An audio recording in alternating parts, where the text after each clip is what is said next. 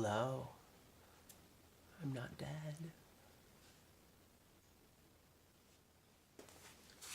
Oh. This is too low. Fuck me. You know what? Let's go back up. Hi, good day. It's Monday, March 12th, 2018, and I have been very sick. Very sick, let me tell you, okay?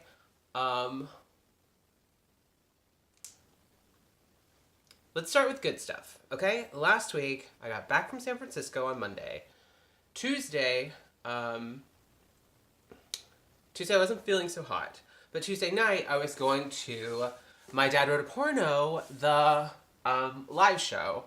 So if you don't know My Dad Wrote a Porno, it is a podcast that is hilarious. So please, again, I know I've said this before, but stop this nonsense here and go listen to My Dad Wrote a Porno. It's wonderful, and you will laugh till you piss your pants. But I'm not feeling very great, and I go to My Dad Wrote a Porno Tuesday night. It's at 8 o'clock at the Warner Theater. Sitting there, whatever. I'm like coughing a little bit, and I bring like gum, and I'm like, I can just make it through this. It'll be fine. Make it through the whole show, and then at the end of the show, if you've never listened to My Dad Wrote a Porno, the main character, Belinda Blinked, she works as a sales representative, but really, she's just fucking everyone, okay? And that's like kind of her job, right? So it's just fuck everyone. And at one point, she gives a presentation at the O2, which the author is... So My Dad Wrote a Porno are these three friends, Jamie, James, and Alice, reading Jamie's father's like self-published erotica called Belinda Blinked, and it's about Belinda Blumenthal, who is a character, whatever. At one point, she goes to the O2, the Millennium Dome building, as he calls it, even though this was written in like 2011. Goes to the Millennium Dome building and gives a presentation and gives away like 30,000 non-stick tin woks. And so as a part of their show, they give away one non-stick tin wok. And I'm sitting in the seat and they call my seat number, which I should have known because my seat number was B3, and that is significant in the podcast. If you've listened to it, B3, you know what? You just go listen to it. You'll find out what B3 means. Anyway, they call me on stage. I'm like, holy fucking shit, what is happening right now? I get up there. My friend recorded video of this. I get up there. They full on take a non-stick tin wok, and Jamie knights me with it and then hands it to me. And I got to meet them and hug them. I was like, what the fuck is happening? But yeah, look, they also signed it. Oh, and while I was like getting knighted, Alice and James are on the other side, and they have these confetti cannons, and they blow confetti into the air. Danny, son of Rocky, hereby award you Joshua a non-stick tin wok.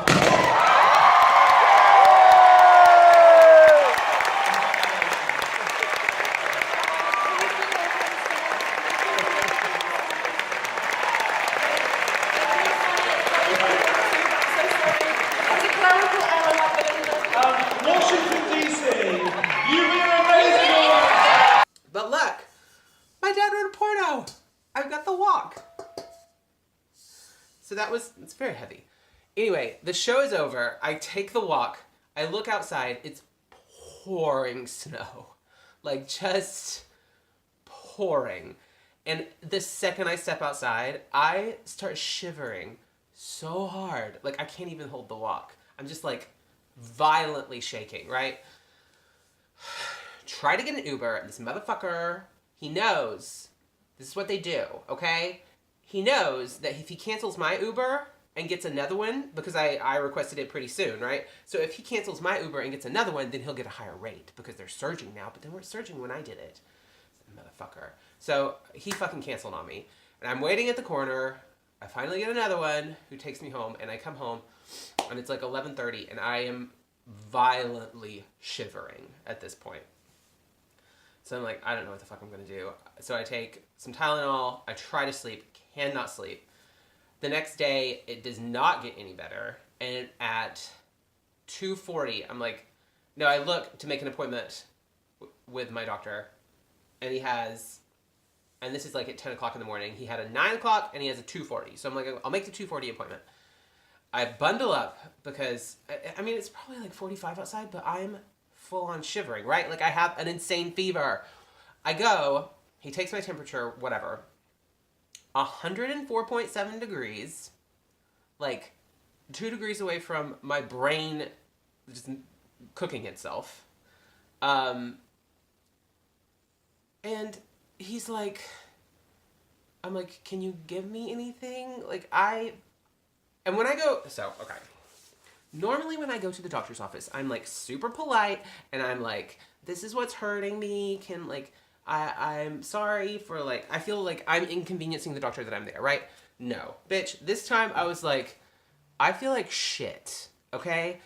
I'm coughing, I'm sneezing, runny nose, my fever is out my ass. I feel dizzy. I'm like, I barely remember getting in the Uber to come here today. And this motherfucker, he's like,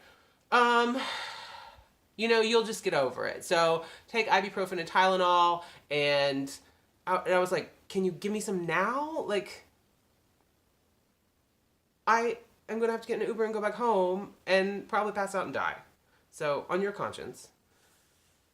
So he goes and gets some ibuprofen for me, which I take immediately. And he's like, I just want to get a chest x-ray for you. So I walk over to this radiology place. Bitch, I'm not walking. That was like 11 blocks away. And also, I go back to the receptionist, and she's like, no, you can't go over there right now because we have to confirm with your insurance that they'll actually pay for it. I'm like, I don't fucking care, okay? I'm lousy with money. I can fucking afford a chest x-ray. Just get me over there. But I don't, because I don't think that I get outside, and I'm going to go get the chest x-ray, and I'm like, I can't function at this point. So I come back home, I pass the fuck out.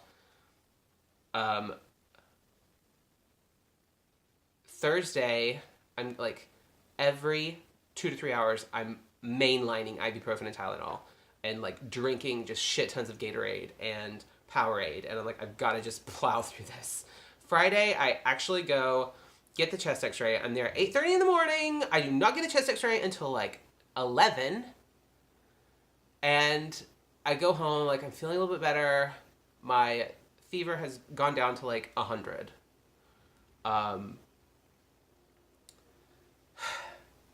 By the time I get home from the chest x-ray, I get an email from one of my doctor's PAs, and she's like, you definitely have pneumonia.